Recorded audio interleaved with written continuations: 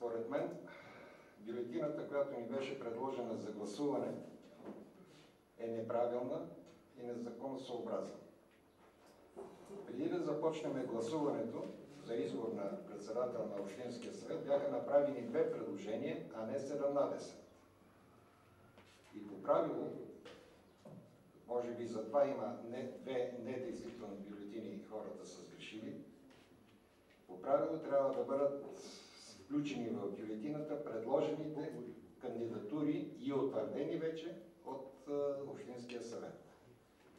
И за мен, в този си вид, тази процедура е неправилна, незаконосъобразна и според мен трябва да се повтори по правилото, което е валидно за нашата държава. Благодаря. Благодаря ви, господин Кънев. Искате да ви подложа на гласуване процедурното предложение, така ли? Да разбирам. Господин Кънев, искате да подложа на гласуване процедурното предложение да се повтори избора, така ли? Да, според мен не е съобразна бюлетината, която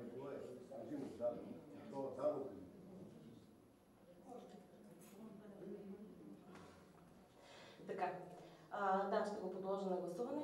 По принцип, решението за избор или за прекратяване правомощия на председател на Общински съвет е по целесъобразност, така че то не подлежи на обжалване и по съдебен ред. Има практика на Върховния административен съд, но ще подложа на гласуване вашето предложение.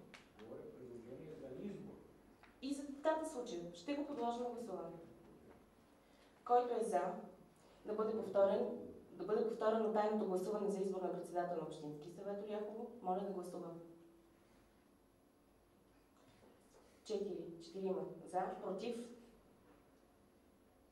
Не виждам там колегите Анатолий, така. 8. 9 против. Въздържали се? 3. Не се приема предложението. Имате думата, господин Николов.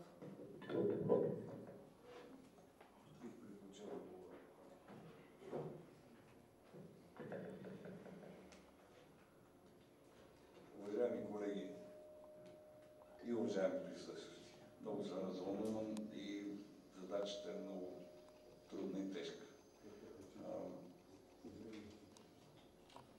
Нещата, които бих искал да кажа сега в момента е, че ще продължавам да изпълнявам това, което по клетва сме положили, че трябва да спазваме закона, трябва да спазваме Конституцията и трябва да мислим за добруването на всички граждани на община Оряхово. Това е по клетва. И в този смисъл искам да работим и от тук натам. Благодаря ви за избора. И имам една молба. До края на заседанието да продължи госпожа Кушева-Велчева да води заседанието, защото не съм точно сега подходящото настроен за това. Благодаря ви. Благодаря, господин Николов. По принцип, правилника, член 71 алинея 3 от правилника за работа на Общинския съвет дава възможност на председателя да определи кой от двамата заместник-председатели да го замества. Именно текстът е: при повече от един заместник-председател, председателя определя заместващия го заместник-председател. Така че той може да го определи сам, но ако желаете, ще го подложим на гласуване.